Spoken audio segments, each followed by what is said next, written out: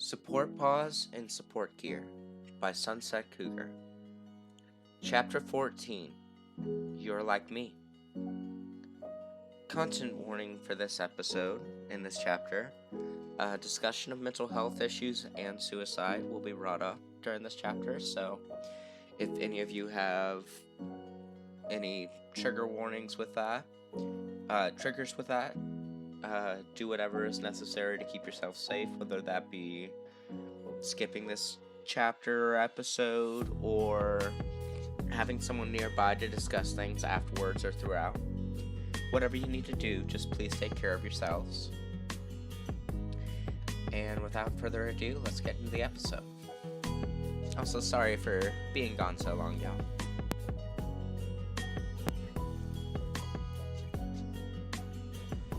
Izuku and Mei sat in Principal Netsu's office, Shota next to them.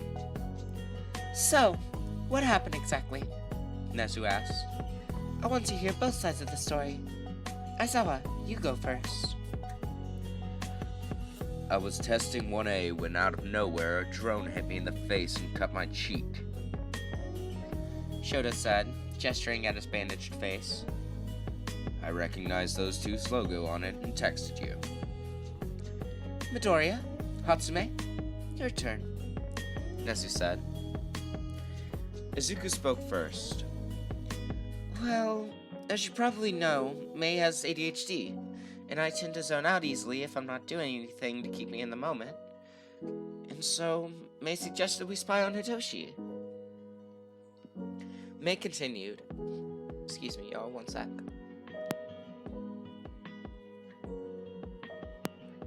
We used our remote to access and fly it from the dorms to the training ground where 1A was. We meant just watch, but something went wrong, and the drone went out of control. We didn't mean to hit anybody. Izuku nodded his head in agreement. Netsu smiled and said, In that case, I don't think there's any need to punish you. It was an accident after all. Aizawa groaned.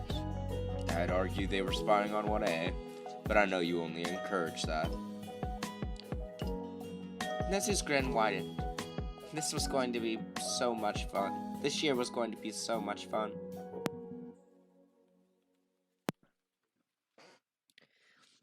What did Principal Nezu say? Toft asked when Izuku and Mei got to the 1H dorm. He was in the kitchen mixing together several kinds of meat and spices in a large bowl. We got off scot-free, Mei said with a grin. Apparently, spying on other classes is encouraged. Okito laughed from her seat at one of the tables. That's on brand with what my sister told me. I've also heard rumors that Nezu has secret passages in the walls, but I think that he just uses the vents. Mei's grin widened. Izuku, maybe we could use the vents to spy if we made a little spider drone. I'm gonna go work on that now. Wanna help? Izuku shook his head. No thanks. I don't really feel like it right now. Okay, Mei replied, leaving to go to her room and work. As much as Izuku adored inventing, he sometimes didn't feel like it. And if he wasn't in the right mood, he'd only get frustrated. Mei understood that and never pushed. She sometimes burned out too. What are you making? Izuku asked Toft, approaching the kitchen counter and sitting on one of the stools. Falukorv, Toft responded. It's a type of Swedish sausage. My father taught me how to make it. I'm making enough for the whole class. Does it require a lot of chewing? Uchiyama asked, overhearing the tail end of the conversation. She leaned on the counter next to Izuku. Because if it does, I probably won't be able to eat it. Why? Izuku asked. Uchiyama opened her mouth to show her oddly shaped teeth. The front ones were long fangs, clearly meant for a predator, while all the others looked sort of like tridents. If there's one thing I hate about my quirk, it's my teeth. They're meant to rip meat and filter krill, not chew. It means I usually have to cut my food into chunks and swallow it whole. Toph nodded. Well, Lukrembo isn't chewy, so you shouldn't have a problem. Does it make it harder to taste things if you can't chew? It does, Uchiyama confirmed. That's why I prefer soups and liquidy foods I can swish around my mouth. Izuku turned away from the conversation when someone tapped his shoulder. Kawakami was standing behind him, looking a little nervous. Can we talk? She asked. Of course. Izuku replied cheerfully, excusing himself from the conversation with Toph and Uchiyama, getting up, grabbing Clover's harness, and following Kawakami. They went up to the second floor and sat in the study area. So, Kawakami began. You're quirkless too?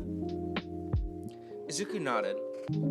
I didn't think I'd ever meet someone else like me in person, especially someone my age. Same. She gave him a small smile, the kind where it was clear it was genuine, but the person wearing it was unused to such a gesture. Were you bullied for it? Every day of my life since I was 5 years old. I think we'll get along well. Shared experiences and all that, Kawakami said.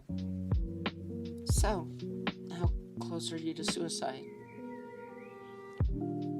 To most other people, it would seem like a very rude, invasive question to ask someone you just met. But Izuku had been on several forums of quirkless people, and it was a common question among them, meant to find out how well someone was managing, and whether or not they needed or could provide help. It varies, Izuku shrugged. though usually I don't want to die. You? I consider it pretty much every day, Kawakami admitted. I honestly don't know why I'm still here. It's not like anyone will miss me. I'd miss you, Izuku said immediately. I understand what it's like to feel like that, but I also know that it gets better. And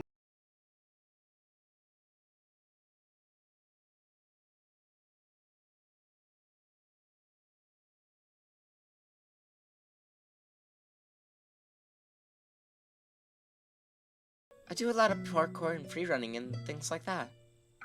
Yeah, I know how it sounds. A suicidal girl regularly doing things that risk her life, but honestly, when I'm running, I don't want to die.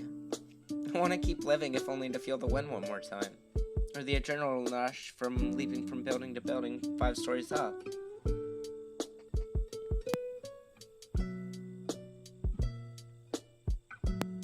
Excuse me, y'all.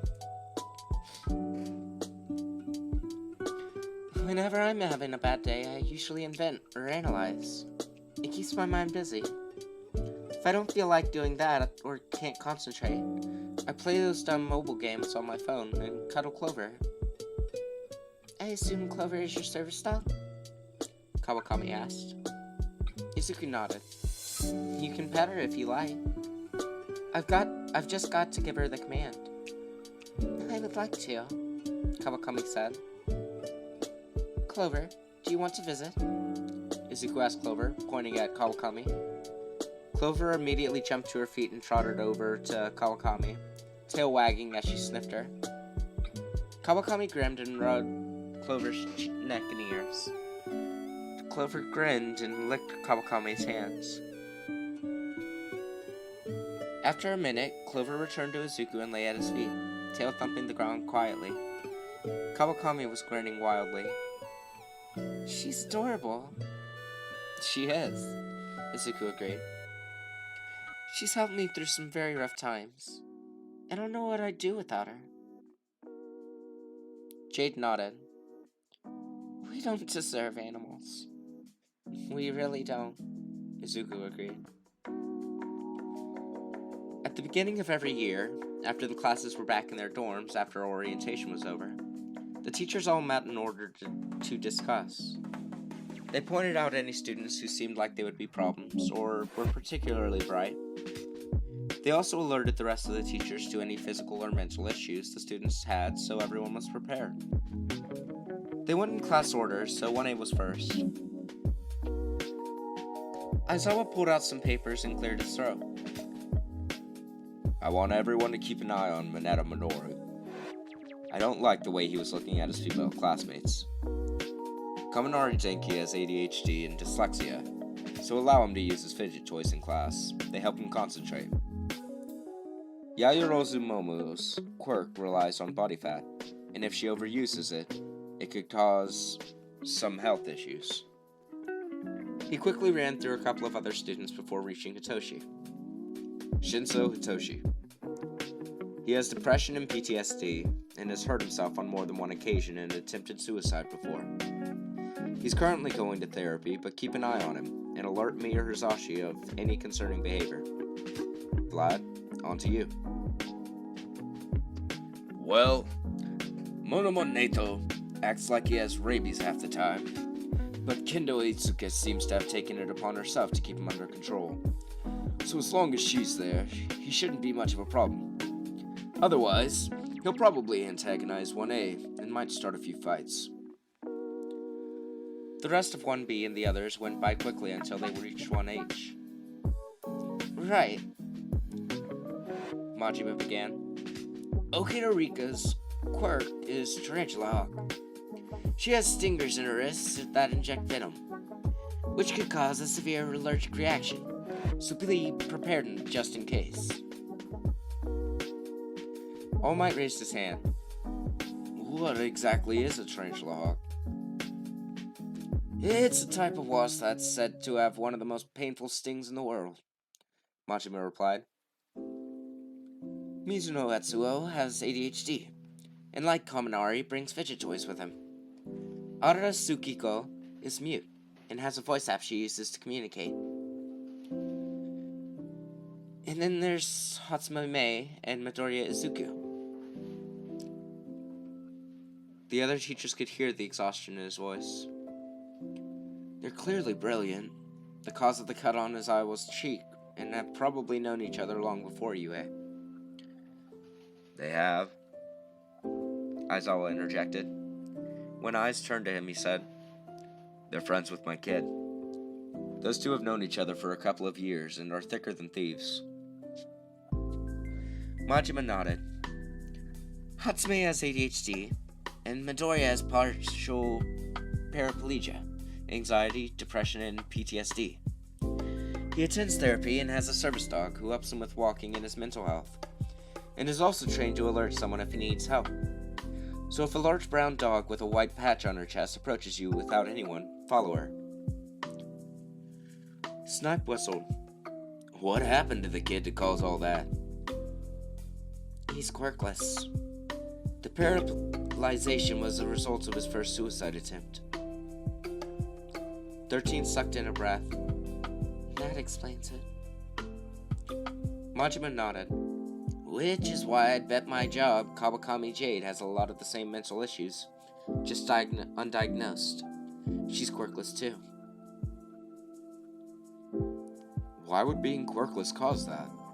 I know there's some prejudice against them, but surely it can't be enough to push someone to suicide, All Might said.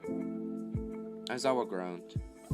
You really have no idea how bad it is for quirkless people in Japan, do you? I've talked down a lot of jumpers in my career, and most of them either had a villain's quirk or a weak one, or were quirkless.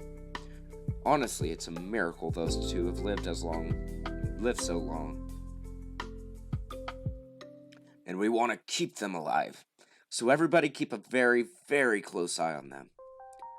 Hound dog growled. Power Lorder, can you send them down to my office soon?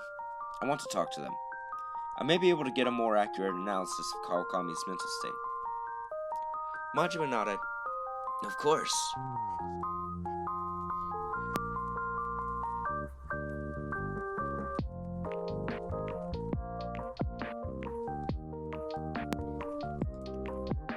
Chapter 15. Battle Trial. Trigger warning for this episode, weapons.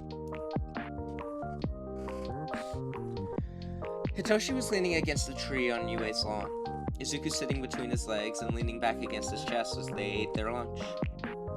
Clover was napping next to them, sprawled out in the sun and lightly snoring. It was a really nice day, so they had decided to eat outside. May had opted to join 1H for lunch, wanting to know about their inventions.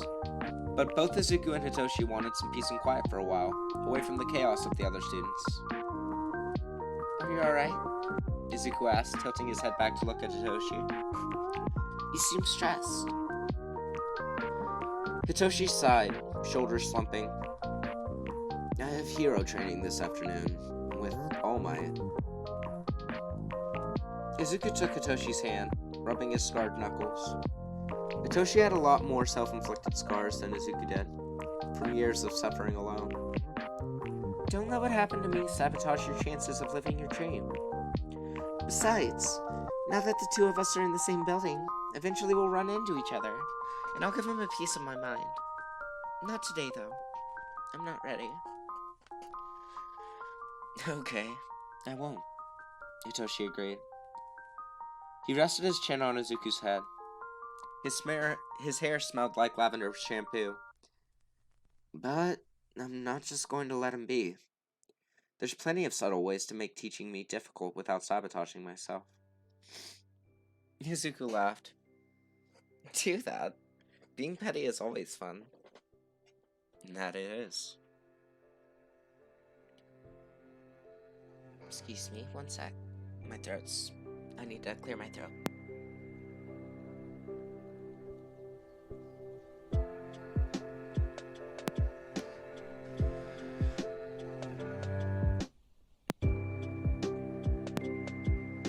After years of dreaming and sketching ideas and working to get here, he was finally looking at the real thing, and it was better than anything he had ever imagined.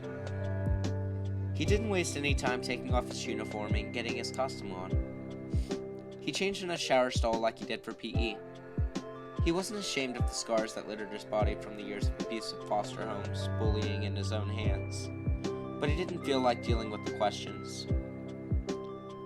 The base of his costume was a hooded turtleneck and a pair of long pants, both patterned with a mottled black, white, and gray pattern, perfect for camouflaging in the shadows of the city. His belt looked like his dad's, except patterned like his shirt and pants. And it held pretty much the same things, such as smoke bombs, flashbangs, and pepper spray.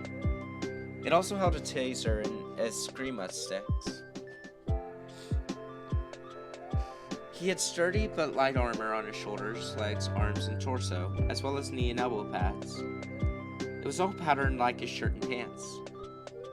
His model boots were steel soled and toed, and his gloves had reinforced knuckles. Both were insulated. He had knives strapped to the outside of his lower legs, as well as another pair hidden in the armor on his lower arms. The persona cords attached to his shirt's neck and were mostly hidden by his captor scarf, which was dark gray and dyed with blotchy patterns like his suit. Hitoshi grinned under the persona cords as he walked out into the field, studying his classmates. He couldn't really judge the particular practicality of their costumes since he didn't know their quirks, but he could judge the apparent lack of weapons. He knew most heroes didn't have weapons, but both of his parents carried knives and pepper spray and weren't afraid to use them, so he knew how useful they were. All Might quickly explained what they were going to do. It was simple enough, 2v2, heroes versus villains. But it seemed like the perfect time to cause an inconvenience, so he raised his hand. Yes, young Sunso? All Might asked, pointing at him with his signature smile that made Hitoshi so very angry. How many other kids besides Izuku had All Might crushed the dreams of? How many had taken their own lives like Izuku had tried to? Hitoshi had always been cynical, including with his view on heroes, and hearing what All Might had done hadn't helped any. I don't think it's a good idea to label some of us villains, and the others heroes, Hitoshi said, crossing his arms. All Might's expression didn't change. It's fine. I'm sure you're all old enough to understand that all of you are going to be heroes. Hitoshi rolled his eyes and stepped up to the front of the class. Due to the society we live in, it's all too easy to subconsciously become wary of, or even hate, someone who's been labeled a villain, even if they've done nothing wrong. I've personally had problems with that because of my quirk, and I'm sure others here can agree. So how about we change the teams from heroes and villains to defenders and attackers? Hitoshi suggested. To most people, it would seem like All Might wasn't fazed, but Hitoshi had spent pretty much his entire life learning to read people. So he knew better. All Might was uncomfortable. Good. Of course, All Might agreed, almost too quickly. If it would make you more comfortable. The students were assigned teams, and the teams were paired off against each other. Hitoshi was paired with Uraraka against Bakugo and Ida, and quickly started planning. While he would love to fight Bakugo, in this exercise it would be best to avoid him altogether if possible, and brainwash him if he did face him. Ida would be easy to take out, even if he couldn't brainwash him. After all, the guy was covered in metal, and if there was one thing electricity loved, it was metal. Uraraka, do you have any weapons? Hitoshi asked as they waited outside of the building while Ida and Bakugo got ready. She shook her head. No, Why not? I have my quirk, so I didn't think it was necessary. She replied. Hitoshi sighed and reached into his belt, pulling out his taser and handing it to her. Here, be careful. That thing is strong enough to knock out All Might on its strongest setting. If you hit yourself, best case scenario, you'll be out for the rest of the match. Worst case scenario, you stop your own heart. Uraraka immediately held the taser at arm's length, looking slightly horrified. Why do you even have this? Why not? Was Hitoshi's reply. Once the match starts, I want you to go in and start combing the rooms that don't have windows. I'll check the ones with windows from the outside. If you see either Ida or Bakugo, aim the taser at them and press this button. Got it? Uraraka nodded. How are you going to check the windows? There's no stairs. Hitoshi grinned under his mask. I can climb. The match started and he walked around the building as Uraraka headed inside. Once he was at the back, he grabbed a window ledge and tested its strength before he started climbing, easily moving from one ledge to the next. His parents had taught him a lot, and that included how to climb buildings, a very useful skill for any hero. One sec, y'all.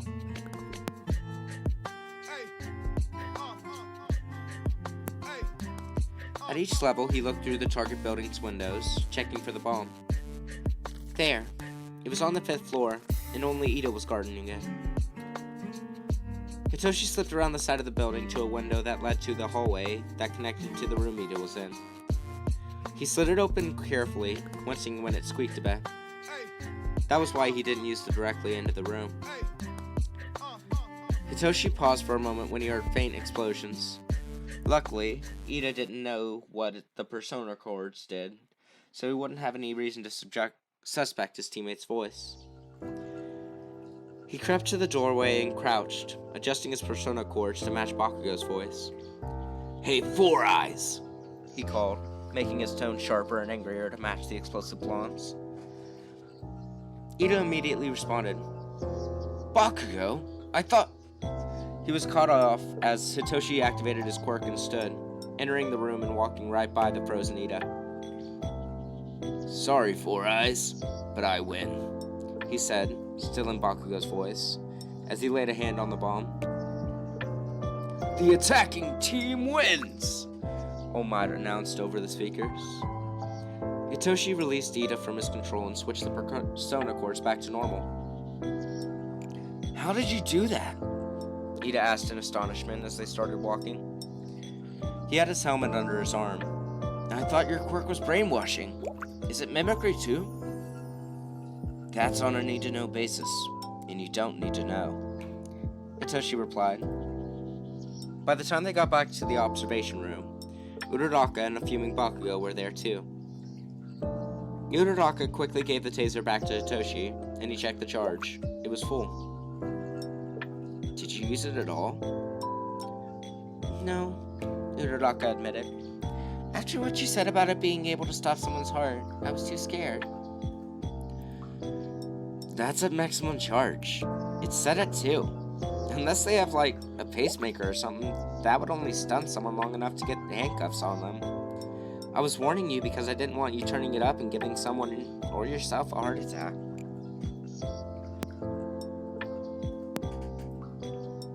All Might cleared his throat.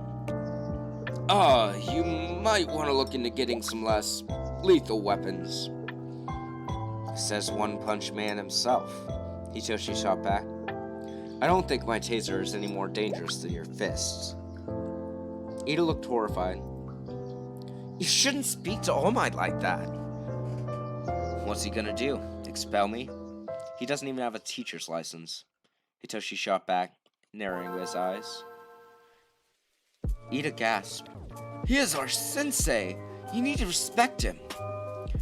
Hitoshi glared hard. I don't need to respect anyone. Respect is earned, and he hasn't earned it. Now, are we going to spend the rest of class arguing, or is the next group going to go? All Might quickly took the opportunity to continue class, not addressing Hitoshi's behavior at all. He really was bad at teaching. Hitoshi made mental note about his classmates as they all had their turns. He was seriously concerned about a few things by the time the class was over. Was the invisible girl wearing clothes at all? That was disturbing, to say the least. If she had come up with that design, the costume designer should have refused. And if she didn't, that meant that adults had made sure a teenager would have to be naked. That was beyond screwed up. The girl with the creation quirk had a revealing costume, but she seemed comfortable in it. And as long as she was choosing to dress that way, there really wasn't a problem besides lack of armor. And this was a problem most of his classmates had. Todoroki's costume was also beyond confusing. Hitoshi had seen just how powerful Todoroki was when he froze the building, but being half covered in ice would severely limit his mobility and slow him down. There was also something about Todoroki that rubbed Hitoshi the wrong way.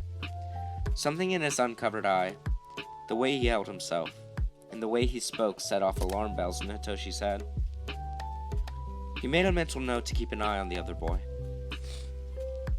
And of course, there was the one student Hitoshi really wanted to tase. Minato was perverted and disgusting, and Hitoshi made it a point to stand between him and all the girls, giving the much shorter boy a death glare that promised pain if he crossed Hitoshi. He was most definitely going to be bringing Minato up to Shota and Aizawa.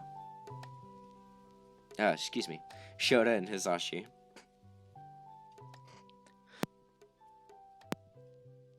Chapter 16. Good Day, Bad Day, Break-In. Trigger warnings for migraines, bullying, and break-ins. Izuku's day started off well. He had gotten a good night of sleep, and his chronic pain was almost non-existent, which was a rare but welcome occurrence. He took his meds, fed Clover, and made his way down to the common room. It was decidedly less chaotic than the first day, and most of the class was scattered around the room, eating, or in Uchiyama's case, drinking their breakfasts. Izuku made himself some eggs and sat at one of the tables, where Okita was sitting. She was eating a sandwich with one hand and reading a book titled The Battle of the Labyrinth with the other. Izuku vaguely recognized it from a forum he had found about a year back dedicated to pre-quirk books. Izuku personally thought those old books were better since they were written before superpowers were commonplace. But then, powers were still something that didn't exist, and the way the stories were written reflected that. "Good morning," Okita said, glancing up from her book. "How are you?" "I'm good. You?" Izuku replied. "I'm good."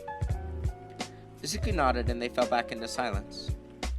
Everything was peaceful for about a minute until the toaster caught fire and Toph threw it through the window in a moment of panic. The class stared as the fire spread onto the dead grass that still remained from winter. Nee was first to react, using her quirk to pull the water out of the class's various drinking glasses, dumping it on the toaster and dousing the flames. "We should probably get to class before a teacher notices that," Toft said, gesturing at the warped remains of the toaster. It's probably a good idea, he agreed. Hello, everybody. Powerloader said cheerfully as he entered the classroom, taking his place at the front. First of all, I know about the toaster. You'll get a new one when you clean it up. Second, today you will be choosing your class president and vice president. A few people cheered. Does anybody have a student they would like to elect for these positions, or would like to take themselves? Okita raised her hand. I would like to be class president. Then please, come stand next to me, Powerloader said. Okita did so. Anybody else? May raised her hand eagerly. I want to elect him, she said, pointing at Toft, who smiled at her. I would like the position.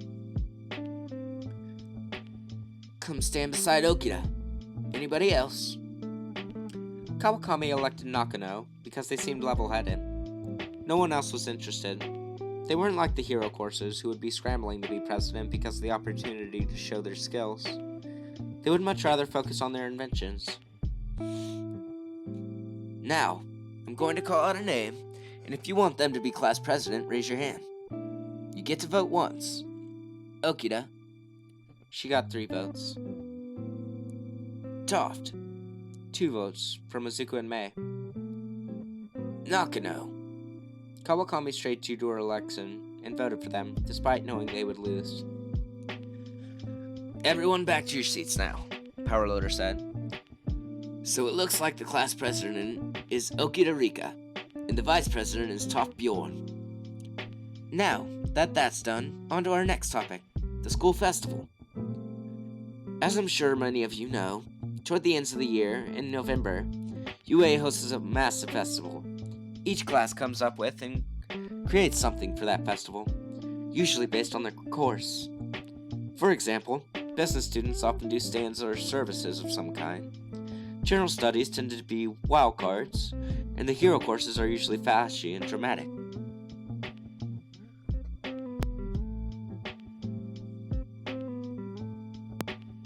The support courses are known for what we do every year, the tech exhibition. Each class works together to make 10 or 20 inventions which they display. This is your single greatest opportunity to show off what you can do and catch the eyes of investors, who can give you what you need to achieve your dreams.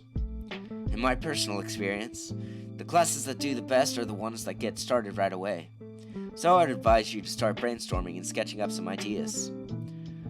The rest of the homeroom today, and most days, will be dedicated to planning and brainstorming without actually building anything. We'll do this afternoon. You may begin now. The class rushed to get paper and pencils out of their desks' supply cabinets, a few pulling partially finished blueprints from their bags. Izuku was one of the latter, pinning his paper onto the desk with the provided magnets, and leaning over it to work on sketching the feathers. Quirk mimicry was something he found fascinating, and he knew he would have to work much harder than his peers to be noticed. So, he decided to start right at the top with a well-known, powerful, and unique quirk. Izuku grinned to himself as the blueprints for a set of metal wings with a 25-foot span came to life under his pencil. He would stand at the top one day. That was his promise to himself. He had no intention of breaking it. Hitoshi's day started off badly. He woke up with a migraine, which unfortunately wasn't uncommon. Headaches were a side effect of his quirk, along with his insomnia. Hitoshi rolled over, grabbed the noise-canceling headphones Izuku had made him off of his nightstand, and put them on. He relaxed a bit when the sounds from the street outside were immediately muffled. He got out of bed and made his way to the kitchen. Migraine? Hisashi sighed when he saw Hitoshi, who gave him a thumbs up before pulling a small container of leftovers from the fridge for breakfast. He needed to eat something, even if he really just wanted to go back to sleep. He also grabbed some Tylenol and took that. Shota joined him a couple of minutes later with his own leftovers and signed. Hisashi told me you had a migraine. Want to stay home? No, Hitoshi replied. I will be fine. The drive to UA was quiet. Hisashi foregoing turning on the radio. The Tylenol was helping, thankfully, so Hitoshi's head didn't hurt nearly as much as it had when he woke up. Shota parked the car in UA's underground staff parking lot, and the three of them took the elevator up to the ground floor, where they parted ways. Shota and Hisashi going to the teacher's lounge, and Hitoshi going to the 1A homeroom. There he sat at his desk, head in his arms, and tried to ignore the pain in his skull. Hitoshi didn't even notice when his classmates started trickling into the room, which was a testimony to how good the headphones were. He only realized he wasn't alone when Yayorozu tapped him on the shoulder to get his attention to let him know class was starting. He thanked her and focused on Shota, who was just starting to take attendance. He signed along to what he said, so Hitoshi didn't have to take off his headphones and risk making his headache worse. Predictably, almost immediately Ito raised his hand, and when Shota called on him, he pointed at Hitoshi, presumably complaining about his headphones. Shota said it was none of his business, and that he knew Hitoshi was paying attention, and went back to attendance. After that, Shota announced that they would be deciding their class president and vice president. Immediately, most of the class leapt to their feet, and the noise level was high enough he could hear some of it through his headphones. Eventually, Ida managed to get everyone to agree to a vote, and Hitoshi voted for Yayorozu since she seemed smart and level-headed. She ended up becoming president, with Ida as her vice. Immediately after thanking everyone who voted for him, Ida demanded to know why Hitoshi had been wearing headphones all morning. Hitoshi gave him a lazy blink, pretending not to understand. He could read Ida's lips, but he didn't have to tell the other boy that. I can't hear anything right now, Hitoshi said. My headphones are noise-canceling. Yayorozu raised her hands and, surprisingly, started signing. Why are you wearing them? I have a migraine, Hitoshi signed back. Yayorozu nodded and translated for Ida, who asked how Hitoshi planned to understand their teachers. They all know to sign. It's a requirement, Hitoshi replied. Just as Ida opened his mouth to say something else, Shota stood up, declared homeroom order over, and ordered everyone back to their seats for the next class. Tsukiko was a quiet girl, not only because she was mute. She had been bullied for most of her life due to the lack of speech and for her quirk, and she had learned that being quiet kept attention away from her. People tended not to notice someone if they didn't make any noise. She moved quietly and her footsteps were near silent. That's why the two villains in the teacher's lounge didn't hear her. She would forever be thankful the hinges on the door had been recently oiled. It probably saved her life. She had been going to ask a question about their English assignment and froze when she saw them. They both had their backs to the door, and one was digging around a desk. He had grayish-blue hair, and his companion was made of black and purple mist. She didn't think they were part of the staff. Tsukiko swallowed. She'd never wanted to be a hero, but she couldn't just let them get away with this. So she bolted forward and pressed her hands to their backs just as they were turning. She activated her quirk immediately, the two men freezing as marionette puppets of them appeared on Tsukiko's hands. She stepped back. She couldn't call for help. She had no choice but to bring them to the front of the school where the police and teachers were. No one was looking when she and her prisoners left the building, so she did the reasonable thing to get their attention. She walked straight up to Black King and kicked him lightly in the shins since her hands were full. He looked down at her and raised an eyebrow. What are you doing out here? She pointed her chins at the villains she had caught, who were now on their knees like the puppets. Vlad's eyes widened. Who are they? Tsukiko mouthed. I can't talk. You're mute? Vlad asked. She nodded. Right. Hey, we got a couple of people we need handcuffed. He called to the police. They hurried over and paused, looking over at Tsukiko. If they touch them, will your quirk get released? Flat asked. She shook her head and manipulated the puppet strings so the villain's hands were behind their backs. Once they were firmly handcuffed, she deactivated her quirk and the connection broke, leaving her with a pair of regular puppets. You did good, kid. Vlad praised her with a nod. She beamed up at him. After that, she was sent to class because her lunch was over, her 2 new puppets in hand. Izuku was practically vibrating in excitement, and he wasn't the only one in his class. It was finally time for their course's special class, engineering. Power Loader stood at the front of the room and clapped to draw their attention. Welcome to engineering. This will be the class where you have the most freedom, since there are very few restrictions on what you can build. Materials are in the supply room in the back, and the door to the left leads to the 1H workshop, where you can work on bigger projects that won't fit on your desk or in the storage cabinet under it. I'll be making rounds to check on you. With that, go and vent to your heart's content, or until class was over. There was a flurry of movement as the class started scrambling for materials.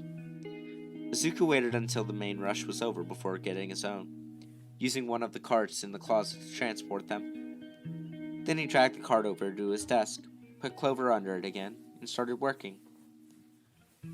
The first thing he needed to build to get the wings to work was the base, which he was designing to fit like a backpack. He was using very lightweight metal so they wouldn't be too heavy, and thus impossible to carry. Once he was content with the shell of the base, he started making the bones for the actual wings. He would need to add a lot of wiring to make them move, but that part was for later. He ended up having to move into the workshop where several of his classmates were hard at work, including May, who was elbow deep in something large and round. Izuku hung the base of the wings on the wall, spreading the bones.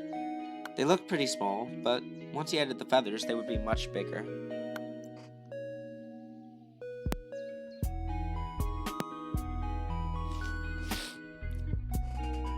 Izuku honestly wasn't sure what to expect from Aruda's room. She had invited him to see it after he asked about the puppets she had brought into class. Apparently, she had stopped a break-in, and the puppets were the results of her quirk. She had offered to show him her collection, and curious, he accepted. Her room was mostly normal. The walls were pale blue. She had a Miracle bedspread, and her curtains were plain green. All normal. The decidedly not normal part about it was the roughly 24 marionette puppets hanging from her floor and walls. Izuku watched as Aruda pulled out a hammer and a box of nails from one of her dresser drawers, hammered 2 nails into the wall above her bed, and hung the puppets from them. What do you think? Aruda asked, using the voice app on her phone. It's very interesting, Izuku answered honestly, a bit unnerved but still finding it interesting. Was this some sort of hoarding behavior caused by her quirk, or did she just do it because she wanted to? I've never seen anything like it. Aruda smiled at him, and Izuku smiled back. He liked his classmates. Alright, y'all. I do believe that is a good place to end it. We've done 3 chapters. Let me know if you want longer videos. I'll probably only be able to do one every day or 2 if that's the case, because these do put a strain on my voice as well as the streaming that I do. But please let me know. I hope you guys enjoyed, and if you have any questions, comments, or concerns, please feel free to let me know them down in the comments section below. And please like and subscribe if you haven't already. Again, this great story was made by Sunset Cougar, so go over to AO3. I'll leave the link in the description below to show them some love if you haven't. And yeah, hope you guys join me for my next one. Ciao for now.